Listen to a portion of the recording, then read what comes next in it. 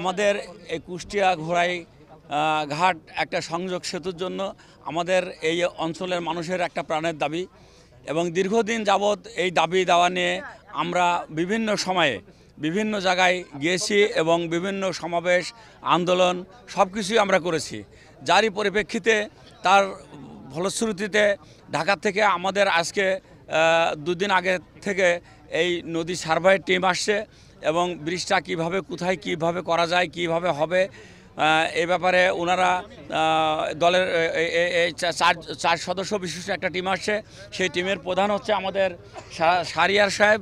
উনি গতকালকে এবং গত পরশুদিন পুরা নদী এবং লোকেশনগুলো সার্ভে করেছে এবং কোথায় করলে পারে কিভাবে করলে পারে এটা সুন্দর আরও সুন্দর হবে সে ব্যাপারে ওনারা আমাদের কাছে তা অভিমত ব্যক্ত করেছেন এবং আমাদের কাছে তারা বলেছে যে এইখানে শুধু প্রয়োজন না, অতীব প্রয়োজন একটা সেতুর, যে সকাল ভোর 5টা থেকে রাত্রি 1টা-2টা পর্যন্ত যত মানুষ এখান দিয়ে পারাপার হয়, অতীব প্রয়োজন এখানে একটা সেতুর।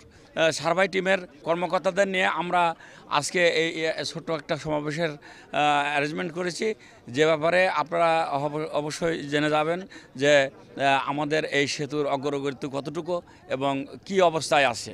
বড়বাজার কুষ্টিয়া বড়বাজার ঘোড়াঘাট সেতু বাস্তবায়নের জন্য দীর্ঘ স্বাধীনতার পরের থেকে যে আন্দোলন চলতেছিল, সেই আন্দোলনের কারণে আজকে তারই ফলশ্রুতিতে আজকে ইতিমধ্যে এলজিডির হেড অফিস থেকে কয়েকটা জরিপ টিম আসার পরে আজকে আমাদের এই 3 দিন যাবৎ এই সেতু কোন জায়গায় হবে সার্ভেয়ার হচ্ছে এবং আপনারা তারা এখানে এলজিডির সম্মানিত নেতৃবৃন্দ আছে যারা ঢাকা থেকে আসছে, সার্ভেয়ার সহ অন্যান্য নেতৃবৃন্দ, তারা আজকে সার্ভেয়ার করে দেখবে যে কোন জায়গাটা অ্যাপ্রোপ্রিয়েটভাবে সেতুটা হবে।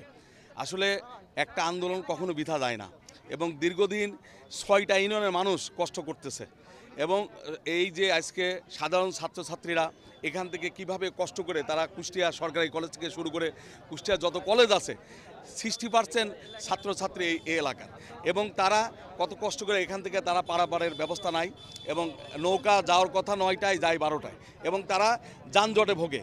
শুধু তাই নয়, বিশ্বকবি রবীন্দ্রনাথ ঠাকুরের বাড়ি যোগাযোগ ব্যবস্থা এই সেতু হয়ে গেলে অনলি 3 কিলো হবে, এখন যেতে হয় 20 কিলো দূরে এবং এখানে এই সেতু হওয়ার কারণে এই এলাকা অর্থনৈতিকভাবে ব্যাপক উন্নয়ন হবে বিশ্বকবি রবীন্দ্রনাথ ঠাকুরের বাড়ির কারণে এবং সারা পৃথিবীর থেকে মানুষ এই সেতু দিয়ে বিশ্বকবি রবীন্দ্রনাথ ঠাকুরের বাড়ি যাবে। শুধু তাই নয়, ফকির লালন শাহর যে মাজার, এই মাজারের সাথেও সরাসরি যোগাযোগ হবে। তা আমরা মনে করি যে অর্থনৈতিকভাবে যদি ব্যাপক উন্নয়ন করতে হয় এই সেতুর বিকল্প নাই।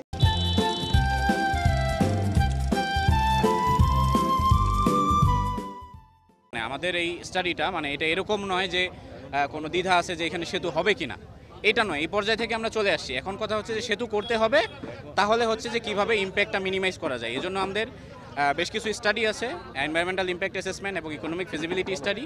তো সেটা করতেই আমরা এসেছি 2টা টিম।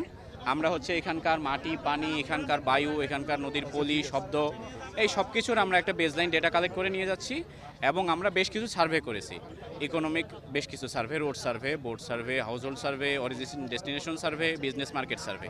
এই সার্ভেগুলোর মাধ্যমে আমরা আগামী 75 to 100 ইয়ার্সের একটা প্রজেকশন করব যে যেহেতু সরকার এখান থেকে কোনো টোল নিতে পারবে না, তো এখানকার আমাদের দেখতে হবে যে অর্থনৈতিক অগ্রগতি কীরকম হবে এই সেতুর মাধ্যমে, যাতে হচ্ছে যে সরকার প্যাসিভলি অ্যাক্টিভলি নয়, প্যাসিভলি হচ্ছে যে সরকারের যে ইনভেস্টমেন্ট সেটা হচ্ছে উঠে আসে। তো এই পরিপ্রেক্ষিতেই আজকের এই মতবিনিময় সভা, যেটা এটারই একটা অংশ। মানুষের কাছ থেকে আমরা শুনবো যে সেতু না থাকার ফলে তাদের কি অসুবিধা হচ্ছে এবং সেতু হলে তাদের কি সুবিধা হবে। ঘোড়াইঘাট বড়বাজার সংযোগ সেতুর দাবিতে এখানে দীর্ঘদিন ধরে একটা আন্দোলন চলমান আছে।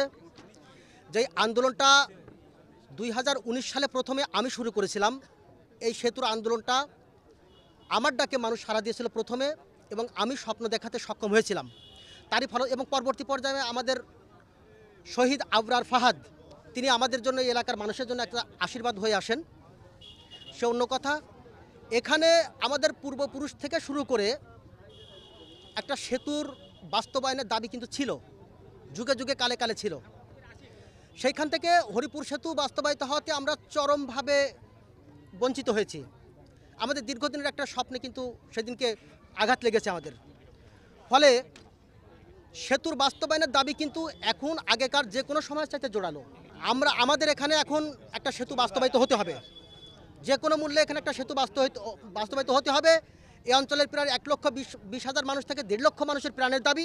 প্রতিনিয়ত সকাল 6টা থেকে শুরু করে রাত 11টা পর্যন্ত 12টা পর্যন্ত মানুষের স্রোত চলতে থাকে। ফলে এখানে আমাদের সেতু লাগবেই লাগবে, সেতুর বিকল্প কোনো কথা নেই। এখানে সর্বস্তরের মানুষের প্রাণের দাবি, এখানে সেতু হতে হবে এবং এই পয়েন্টে সেতু হতে হবে।